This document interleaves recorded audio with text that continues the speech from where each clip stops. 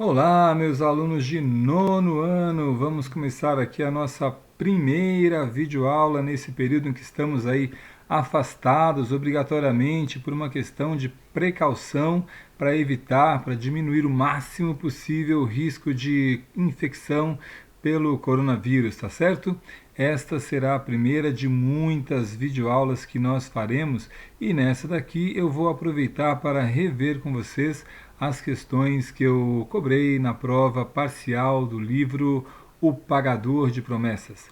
Então, durante este vídeo, na verdade, você vai ver apenas os slides e vai ouvir a minha voz. O conteúdo da prova, as questões estão postados lá na pasta material do nosso site, tá legal? Então você já pôde ter acesso a ela, já deve ter respondido às questões e agora terá acesso à resolução dessas questões, ok? Então eu vou virando aqui os slides e você acompanha aí as respostas que você deu para ver o nível de coerência e de acerto das suas respostas, combinado? Vamos começar lá pela primeira questão. Eu quis saber de você em primeiro lugar o seguinte. De acordo com Sábato Magaldi, no prefácio à peça O Pagador de Promessas, Rosa e Padre Olavo traçam o caminho de perda de Zé do Burro.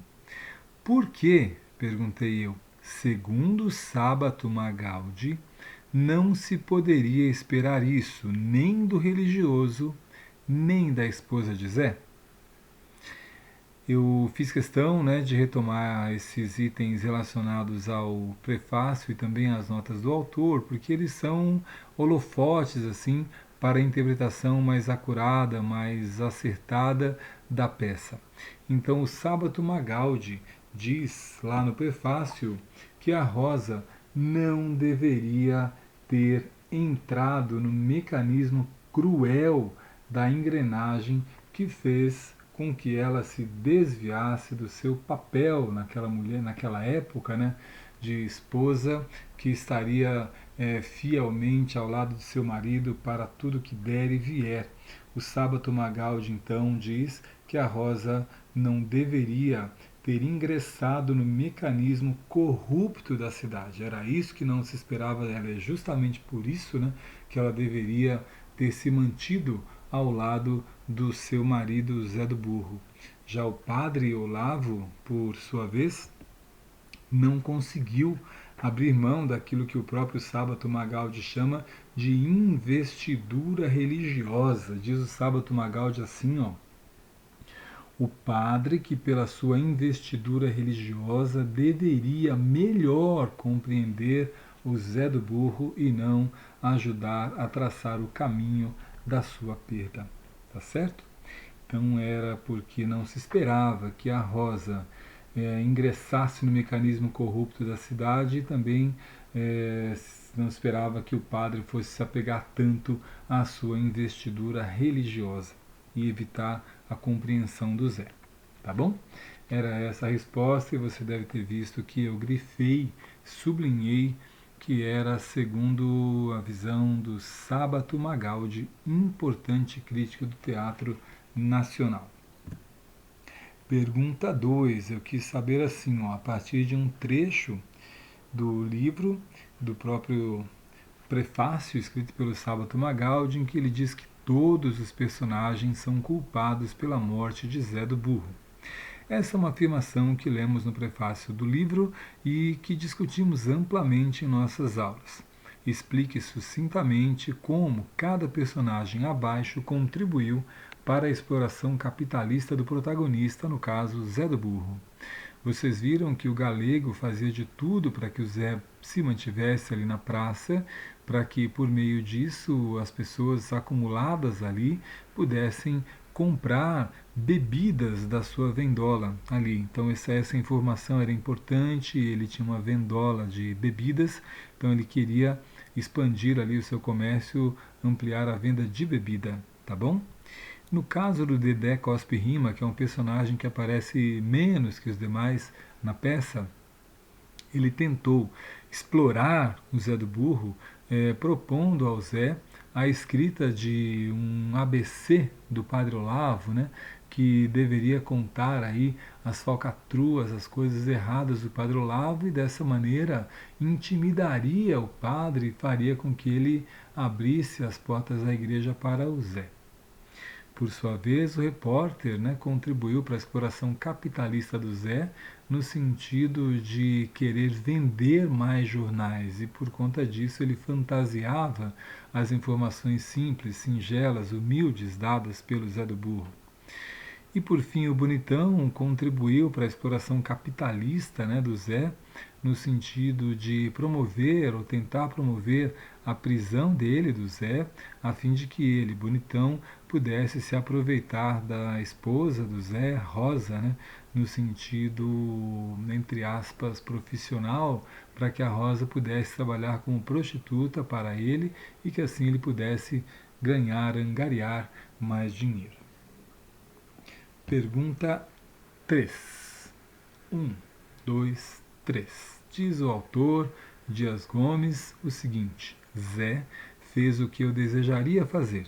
Isso afirma Dias Gomes em suas notas apresentadas antes do início da peça. De acordo com o que lemos e com o que discutimos em nossas aulas, o que o autor desejaria ter feito? Olha, nas notas do autor, Dias Gomes, ele próprio diz assim, lá no finzinho das notas do autor, nas últimas 5 linhas, diz ele: Zé do Burro faz aquilo que eu desejaria fazer. Ele morre para não conceder. Não se prostitui. Então a resposta que eu esperava para essa questão era que vocês me dissessem que o Dias Gomes gostaria de ter morrido em vez de ter cedido ao sistema, em vez de ter se prostituído parcial ou totalmente ao sistema. Era isso que ele gostaria de ter feito, segundo as próprias palavras do autor. Zé faz aquilo que eu desejaria fazer. Morre para não conceder. Ele não se prostitui. Pergunta 4, chegando à metade aí, quase a metade das perguntas que eu elaborei para vocês, especialmente sobre o livro, exatamente a metade. A cena final da peça, com o povo carregando o corpo de Zé do Burro sobre a cruz, é emblemática, é um ícone para a significação geral pretendida pelo autor. Em relação a essa cena, explique o que, segundo o próprio autor, ela significa, tanto do ponto de vista político, quanto do ponto de vista das pessoas que vivenciaram a cena. Ora, do ponto de vista político, nós vimos na sala de aula, nas nossas muitas e, a meu ver, ricas, muito proveitosas discussões, vimos que aquela cena final do povo carregando Zé, deitado na cruz, morto, invadindo as portas da igreja, significava que a força do conjunto, a força do grupo, era capaz de abalar as forças quase imbatíveis do capitalismo. E do ponto de vista das pessoas que vivenciaram a cena, o próprio autor diz que aquele acontecimento ali, a morte do Zé do Burro, serviu para dar consciência ao povo, trazer ao povo consciência de que era possível reverter a situação de dominação exercida pelo sistema capitalista. Era isso que eu esperava de vocês nessa 4ª questão. Indo para a 5ª questão, eu quis saber o seguinte: olha, pela leitura das rubricas, soubemos as principais características dos personagens Marli e Padre Olavo. Com base em suas características presentes nas rubricas, veja que eu sublinhei isto, vou ler de novo. Com base em suas características presentes nas rubricas, respectivamente, o que teria justificado a dependência de Marli em relação ao Bonitão e a intolerância do Padre Olavo? Ora, nós vimos lá que a dependência da Marli em relação ao Bonitão era muito mais uma questão psicológica do que uma questão financeira. É evidente como, aspas, funcionária, fecha aspas, do Bonitão, ela dependia do dinheiro. Aliás, a entrada dela na peça, no cenário, é justamente uma discussão com o Bonitão em que ela havia se recusado a dar a ele todo o dinheiro que ela havia recolhido naquela noite. Então a dependência da Marli é sim financeira, não dá para negar, mas é uma dependência muito mais psicológica. Como assim? Ela dependia do Bonitão porque ele, Bonitão, representava para ela o que ela mais pretendia ter e não tinha, que era um marido e um filho. Então ela tinha na relação com o Bonitão uma dependência psicológica de saciedade dessas duas carências dela, de um marido e de um filho. Era um amor quase maternal e de esposa também, uma coisa meio complexa do ponto de vista psicológico. Isso em relação a Bonitão, né? Com relação à intolerância do padre, vale muito lembrar que o próprio autor, quando vai descrever o padre, mostra que se trata de um padre bastante fanático, um padre ainda jovem, um padre que não tem muita convicção religiosa, um padre que é bastante intolerante e que tem assim, uma fraqueza bem consciente, né? Ele não tinha muita certeza daquelas coisas em que ele cria e que ele deveria fazer. Isso segundo as rubricas que lemos e que frisamos nas nossas aulas também, tá bom? Questão 6 escrevia assim, olha, dada a inflexibilidade do padre Olavo ao não permitir o pagamento da promessa, bem como a intransigência de Zé em não desistir dela ou mudá-la, é preciso considerarmos as razões de base. Informe qual era o argumento de Zé do Burro para não mudar de ideia quanto à sua promessa, bem como as razões do padre Olavo para proibi-la. Vamos devagar, que são duas partes. Essa questão também valia 8 pontos, né? Ela caiu na nossa prova. A primeira parte era assim: qual era o argumento principal de Zé do Burro para não mudar de ideia? Olha, dada a simplicidade, a intensidade da sua crença, Zé do Burro realmente não pretendia mudar a sua promessa e muito menos deixar de fazê-la por um absoluto medo que ele tinha de que a santa o castigasse. E o pior castigo que ela poderia infligir ao Zé do Burro era matar o Nicolau, justamente o burro do qual o Zé gostava tanto, né? Então ele tinha medo de uma punição da santa que poderia matar o Nicolau. E em relação às razões do padre Olavo para proibir aí, o pagamento da promessa do Zé, nós temos 5. A primeira delas, o fato de o Zé ter feito a promessa, né, num terreiro de candomblé, tendo direcionado sua promessa para Yansan, uma entidade do candomblé que, na cabeça do Zé, sincrética, corresponderia a Santa Bárbara, mas na cabeça do padre sabemos que não. A segunda razão também está no objeto, né, da promessa, que é o Nicolau. O padre não admitia de jeito nenhum uma promessa feita para um animal e não para uma pessoa, que era o que ele acreditava. Então essa era a segunda razão. A terceira razão era o fato de José, pelo fato de ter carregado a cruz nas costas muito tempo, descalço, né, o padre achar que o Zé teria se comparado a Cristo. E o que de fato não era, isso era só uma visão distorcida do padre Olavo sobre o Zé. Uma quarta razão é o fato de o Zé ter procurado o preto Zeferino, né, um curandeiro, para tentar sarar o seu burro, e de fato o padre não viu isso com muito bons olhos, né, de jeito nenhum. O padre ainda associava todas essas coisas a algo ruim, né, na nossa visão simplista, ao diabo. Não que essas coisas fossem do diabo, mas estariam associadas a ela. E por último, né, pelo fato de a segunda parte da promessa de Zé ser a divisão das suas terras com os lavradores mais pobres, o padre acabou vendo nessa atitude do Zé uma atitude tipicamente comunista. E vocês se lembram que entre os conflitos da época que nós estudamos em aula estava aí a disputa entre capitalismo, socialismo, ricos e pobres, urbanos e rurais, uma série de coisas assim. Por conta disso tudo, o padre impediu o pagamento da promessa do Zé do Burro. Questão 7, eu quis saber assim, olha, aos nossos olhos, de leitores do século XXI, a traição de Rosa parece inadmissível. Ela mesma procura justificar o fato de ter traído seu marido e tenta tirar de sobre seus ombros o peso da culpa. A quem Rosa atribui a culpa pelo fato de ela ter traído Zé do Burro? Incrivelmente, meus amigos, a Rosa não consegue ela mesma deixar sobre seus ombros a culpa, né, pela traição.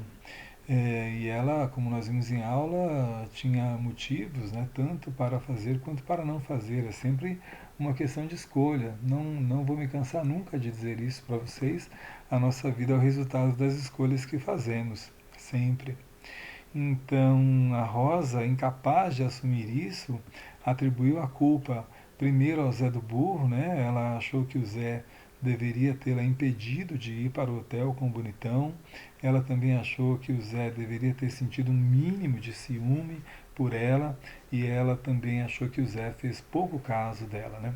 Ela mesma se vê e se chama como uma das cruzes que o Zé carrega.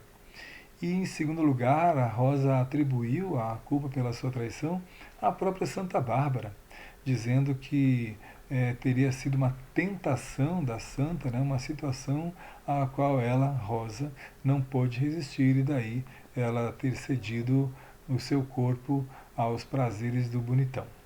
Então, a resposta a essa pergunta é dupla, né? A Rosa atribuiu a culpa pela traição tanto ao Zé do Burro quanto à Santa Bárbara. Última questão relacionada ao livro O Pagador de Promessas foi a seguinte: é certo que a intolerância religiosa é o importante tema abordado na peça, porém, está longe de ser o tema central. Acerca disso, informe qual é o tema central da peça e quais são os três representantes da intolerância religiosa. Olha, o tema central da peça, pelo que vimos, e eu cansei de frisar isso em aula, pedi para vocês anotarem, expus no slide, era o mito da liberdade capitalista, a ilusão de que pelo sistema capitalista nós somos pessoas livres. Já sabemos que não somos, não é? E em relação aos representantes da intolerância religiosa, nós temos três, basicamente: o Padre Olavo, o Monsenhor, a Beata. Era possível acrescentar aí, por exemplo, o sacristão, mas se tivesse posto quaisquer desses três, eu consideraria correto. Tá legal? A pergunta 9 era sobre o aspecto técnico do texto, né, o Pagador de Promessas. Considerando que o Pagador de Promessas é um texto teatral, indique quais são as três principais características estruturais deste texto e também as três principais características textuais. Do ponto de vista estrutural, vocês sabem que o texto teatral é dividido em atos, os quais são divididos em quadros, os quais são divididos em cenas. Essas são, então, as características estruturais do texto teatral. Por sua vez, suas características textuais são compostas pelos nomes dos personagens, pelas falas desses personagens e, por último, pelas rubricas que o autor faz a fim de orientar os atores, né, que vão encenar a peça. Última questão, eu quis saber de vocês, né, o que podemos ver em termos de função da literatura para a peça O Pagador de Promessas. A função cognitiva, a função catártica e a função político-social. A função cognitiva está no fato de nós tomarmos conhecimento, né, daquela realidade do Brasil nos anos 60, com todas as diferenças que havia ali que geravam tantos conflitos. Então, esse conhecimento que a peça nos traz, contextual, faz a função cognitiva da literatura na peça O Pagador de Promessas. Por sua vez, a função catártica vem no final, né, quando nós vamos nos identificando com a figura do Zé do Burro, a crescente da sua desolação, da sua tristeza, da sua angústia, da sua revolta, e quando no final vemos que ele acaba sendo morto, né, por todo o sistema, a nossa emoção é atacada de certa forma e nós somos levados a um abalo emocional maior ou menor, mas por termos nos identificado com o personagem, acabamos nos emocionando com o seu final na peça. Por último, a função político-social, nós vemos aí, né, o ensinamento que a peça traz justamente para que nós tenhamos uma relação melhor, mais saudável, já que estamos todos submetidos a esse sistema capitalista. Então seria uma forma de nós reagirmos a ele para que tenhamos uma vida melhor, mais saudável e mais feliz. Tá bom, meus amigos? Encerro aqui essa primeira videoaula nossa, nesse período inicial aí do nosso afastamento para evitar o contágio, a contaminação pelo vírus corona, que está devastando o mundo inteiro. Aproveito para pedir a vocês que, né, sendo jovens, assumam a responsabilidade de cumprir com todos os cuidados que são necessários para que nem nós sejamos infectados, nem aqueles que estão à nossa volta também o sejam de forma alguma. Tá legal? Um abraço a todos vocês, a próxima videoaula virá já já. Tchau, tchau.